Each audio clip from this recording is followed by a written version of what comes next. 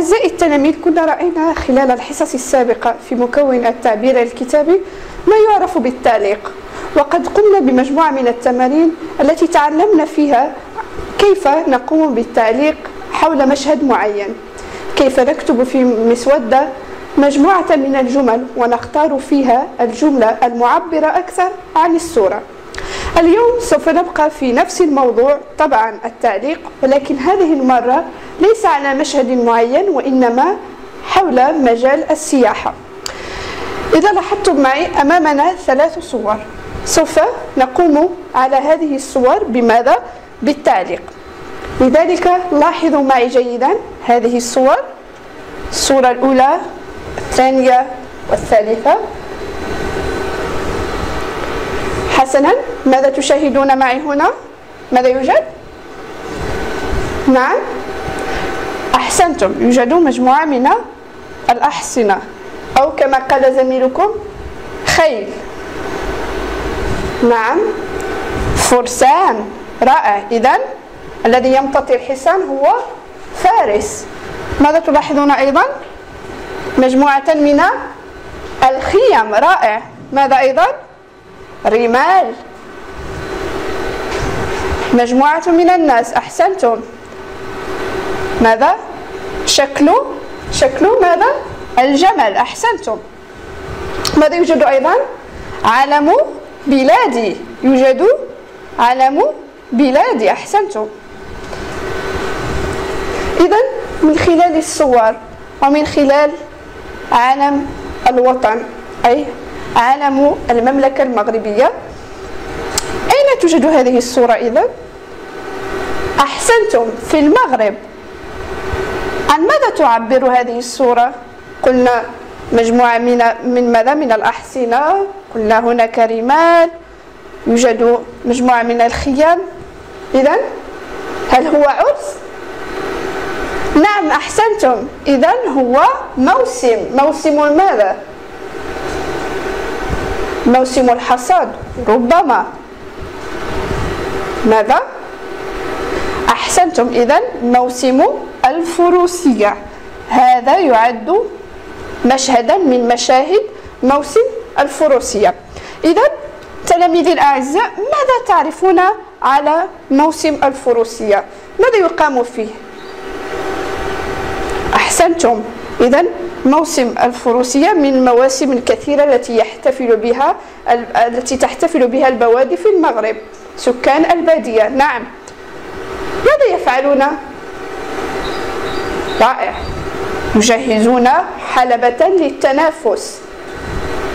كيف يكون التنافس؟ يكون أحسنتم، عبر الأحصنة، يعني تسابق مجموعة من الأحصنة التي يمتطيها ماذا؟ الفرسان، ويقومون بماذا؟ بإطلاق، انظروا ما هذا الدخان؟ أحسنتم، البارود، يقومون بإطلاق البارود. ماذا تعلمون أيضا عن موسم الفروسية؟ نعم، أحسنتم، يقام تقريبا كل سنة أو مرتين في السنة حسب الموسم. حينما نتحدث عن المواسم ماذا تتذكرون؟ أحسنتم، كنا رأينا ماذا؟ موسم الحصاد، رائع. أتعرفون يا صغاري بأن موسم الفروسية له علاقة وطيدة بموسم الحصاد، أي أن موسم الفروسية يقام متى؟ تزامنا مع موسم الحصاد، حيث يقوم الفلاح في تلك الفترة بالاعتناء جيدا بحصانه أو بمجموعة من الأحصنة، لأنه يعلم أنه سوف يشارك في تنافس أو في مسابقة حول ماذا؟ حول تسابق الفرسان، رائع. ماذا أيضا؟ أحسنتم، يقومون بصنع ماذا؟ أو بتركيب الخيام. أين توجد هذه الخيام يا ترى؟ ما مكان هذه الخيام؟ انظروا، في بداية الحلبة، تكون في بداية الحلبة.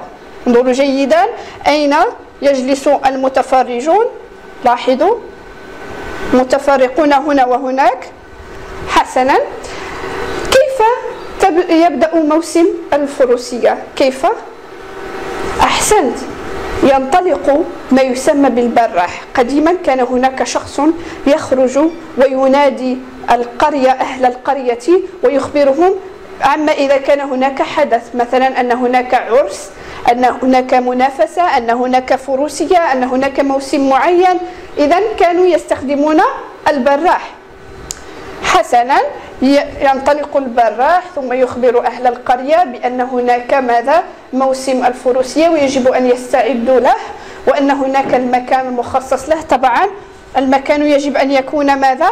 كبيرا وواسعا لكي يأخذ أكبر أو يتحمل أكبر عدد من الناس. أحسنتم.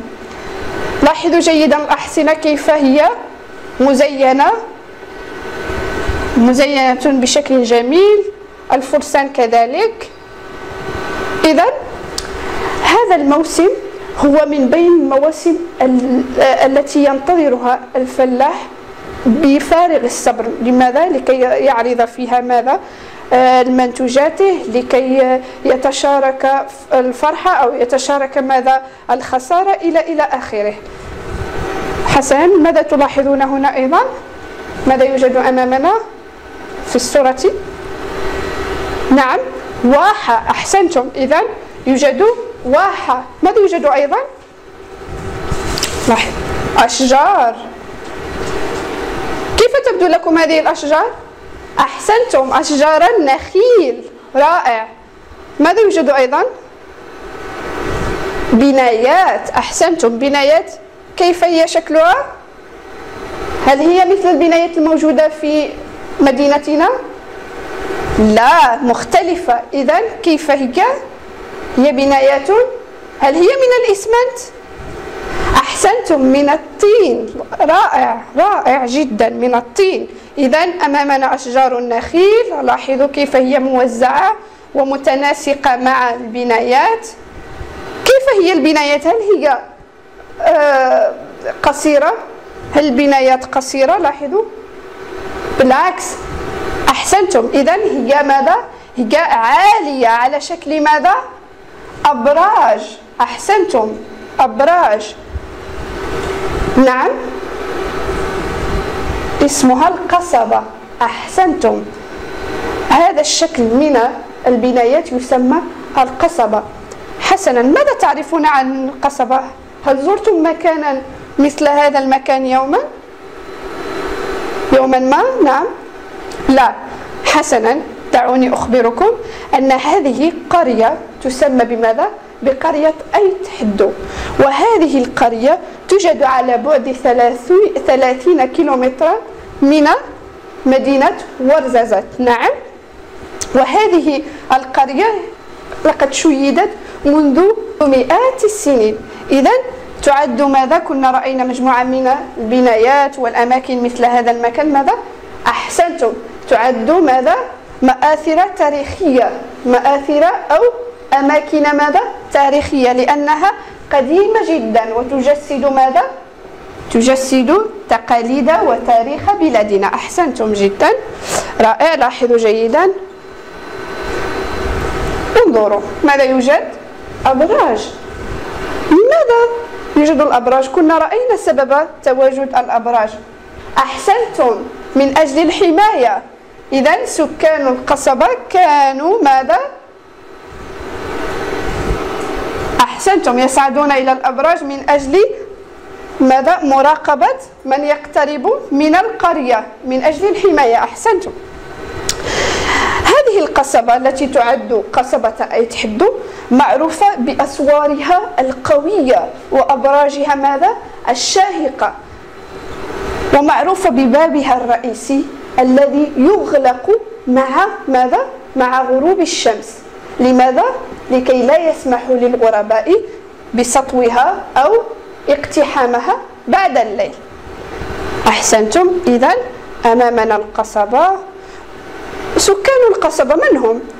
أحسنتم، هم أمازيغ. سكان القصبة أمازيغ. أحسنتم.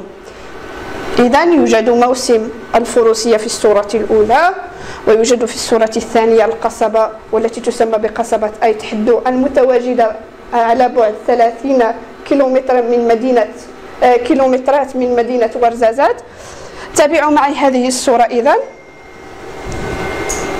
ما اللون الذي يطغى على هذه الصورة؟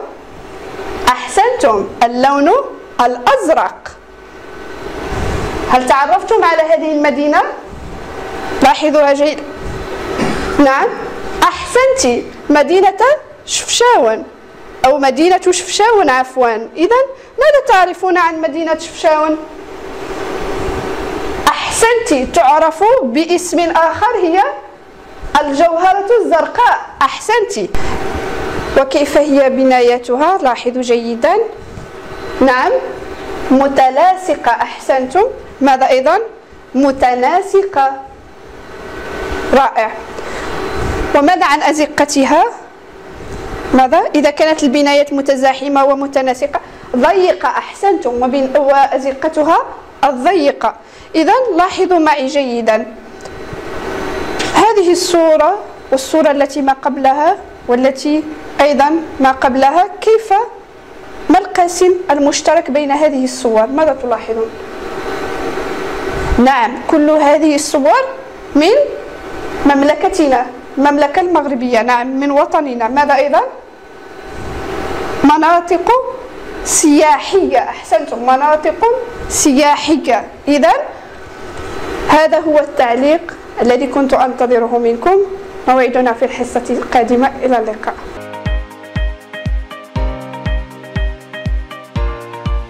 عزيزاتي التلميذات، أعزائي التلاميذ، قبل أن نبدأ في إنجاز مشروعنا يجب أن نختار ماذا؟ مدينة سياحية نحبها من أجل إنجاز ماذا؟ مشروع جميل ويوفر جميع شروط التعريف بتلك المدينة. مثلا إذا أردنا أن نختار مدينة الناظور أو الحسيمة أو مراكش أو أن نأخذ مثلا مدينة طنجة إلى آخره. هناك مجموعة من المدن، كل شخص يختار المدينة التي يحبها. طبعا نبدأ بحصة التخطيط. لاحظوا معي، نقوم بماذا؟ بتكوين مجموعات، يعني أنا وأختي وأخي أو أنا ووالدي ووالدتي.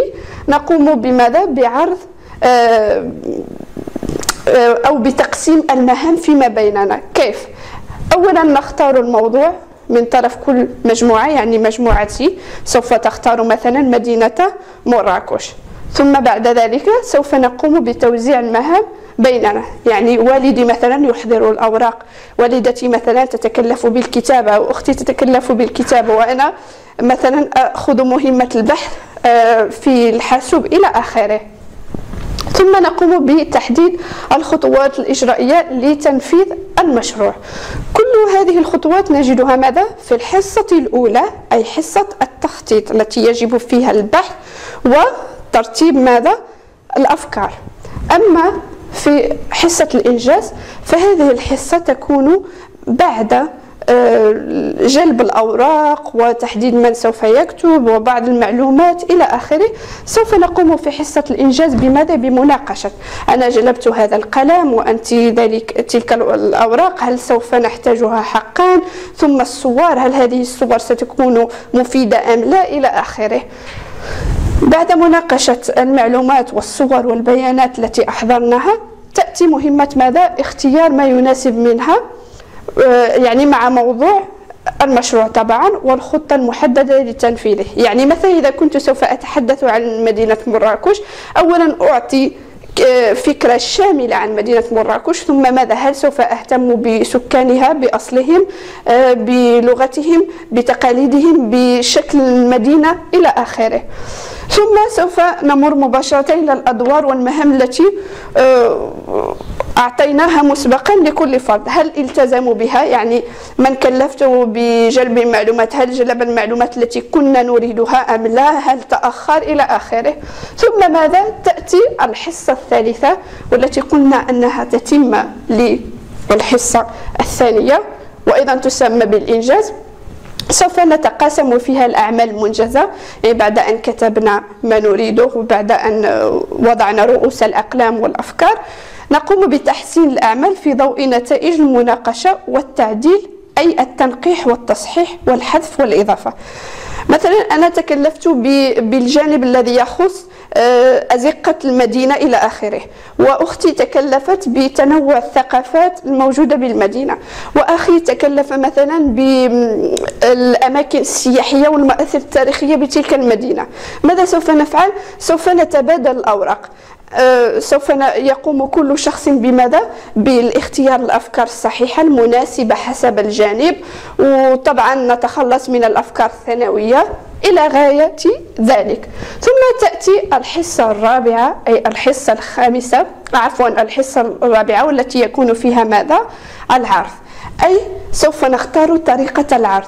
وطبعا بما أننا في فترة الحجر الصحي فإن لدينا متسع من الوقت ولدينا جو حميمي دافئ مع الأسرة، لذلك نستغل الفرصة من أجل عرض العمل على العائلة بأكملها. من خلال ماذا؟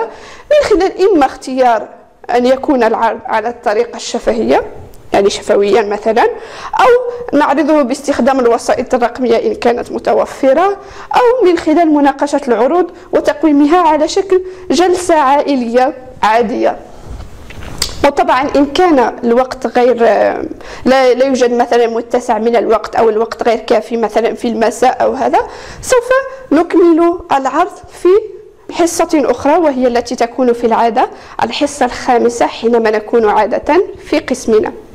إذا لا تنسوا حين تعدون المشروع حول المدينة طبعا السياحية أن نقوم بالتأكد من التخطيط والإنجاز وتتمة الإنجاز والعرض. وإن قمتم بهذه الخطوات فإن المشروع بالطبع سوف يكون جيدا وفي المتناول، وأتمنى أن تكونوا قد استفدتم معنا في موعد آخر. إلى اللقاء.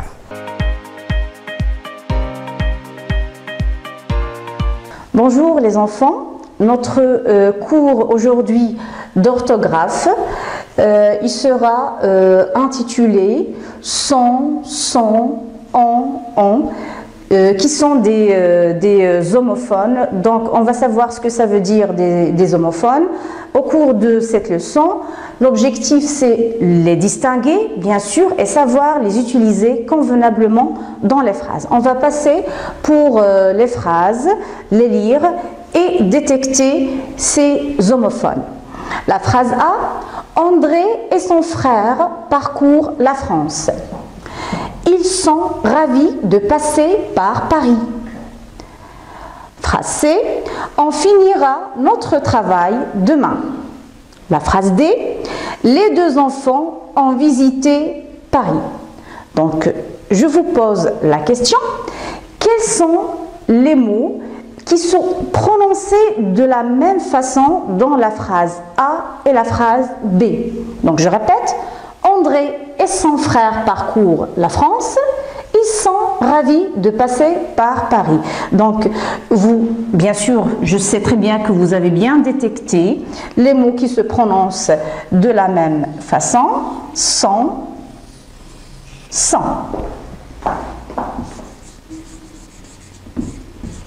Mais dites-moi, est-ce qu'ils sont écrits de la même façon? Donc, au niveau de l'orthographe, ils sont différents. Et même si au niveau du sens, que nous allons avoir tout à l'heure. On va passer pour la phrase C et la phrase D. Donc la même question, quels sont les mots qui sont ici prononcés de la même façon? Je vais répéter une autre fois les phrases. La phrase C, on finira notre travail demain. Les deux enfants ont visité Paris. Donc nous avons ici en et en. Mais qui ont, bien sûr, qui se sont écrits différemment et qui ont deux sens différents. Deuxièmement, ce que nous allons essayer de faire, c'est remplacer le nom frère par sœur.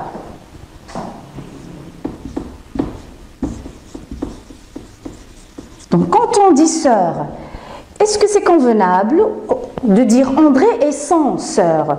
Nous avons déjà vu les adjectifs possessifs. Donc, sœur, c'est un nom féminin singulier. Donc l'adjectif possessif qui lui convient, c'est sa sœur parcourt la France. Nous allons ici remplacer il, pronom personnel du troisième personne pluriel, par il, troisième personne du singulier. Donc son, regardez avec moi ici, c'est le verbe être conjugué au présent avec il pluriel, donc avec il singulier, bien sûr, nous allons dire il est ravi, bien sûr, son S au singulier, de passer par Paris. On va passer à la phrase C, on va remplacer le pronom indéfini qui est un pronom neutre par le pronom personnel, par exemple je, première personne du singulier. Donc finira, c'est le verbe finir conjugué au futur, nous n'allons pas quand même dire je finirai, donc on dit je finirai.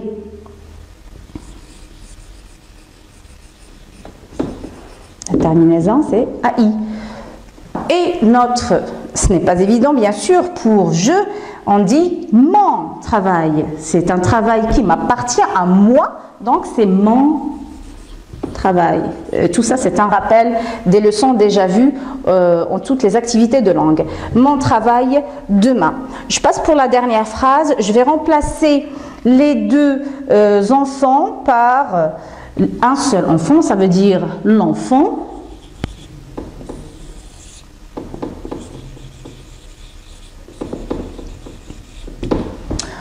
Ici, c'est le verbe avoir conjugué au présent avec les deux enfants, ça veut dire la troisième personne du pluriel. Nous avons ici la troisième personne du singulier, donc nous allons dire a.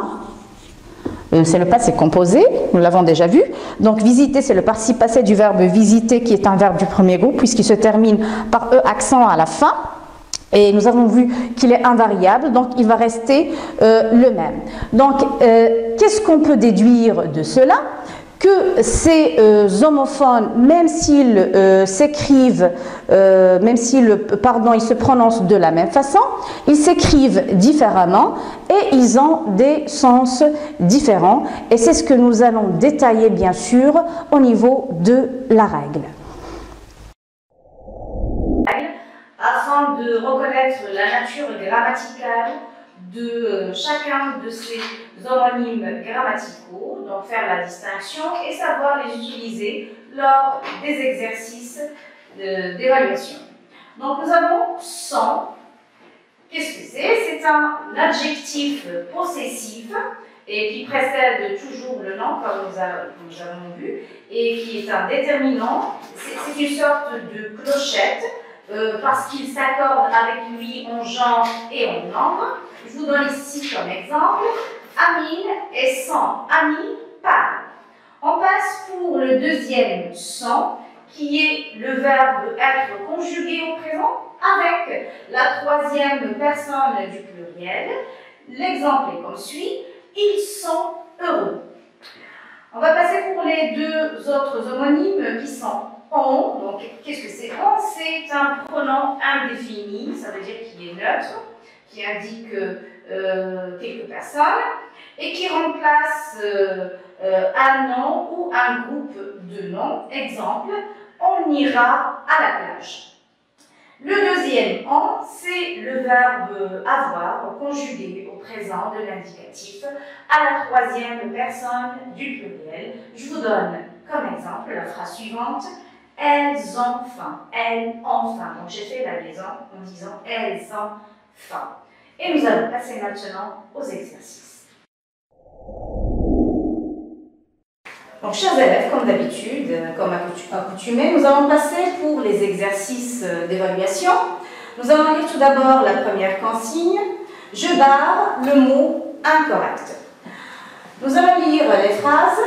Le touriste a perdu son, qui est l'adjectif possessif singulier pour le masculin, ou son, qui est le verbe être conjugué au présent. Donc nous avons ici un nom. Et on sait très bien que ce qui précède le nom, c'est l'adjectif possessif. Donc nous allons barrer le verbe être conjugué au présent, au troisième personne du pluriel. La phrase B. Elles sont ou bien sont très contentes. Donc, bien sûr, nous avons ici le sujet et il sera suivi du verbe. Donc, où est ici le verbe? C'est le verbe être conjugué au présent, bien sûr, avec la troisième personne du pluriel. Donc, nous allons barrer l'adjectif possessif.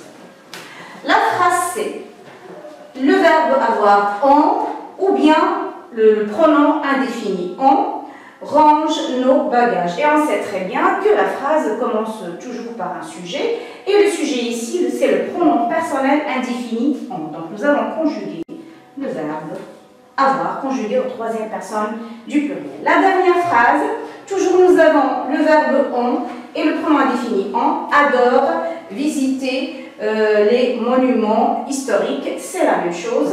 Donc il sera précédé par le pronom indéfini. Nous allons barrer le verbe avoir conjugué au présent. On va passer maintenant pour le deuxième exercice. La consigne, c'est de compléter par ces homonymes grammaticaux, bien sûr correctement.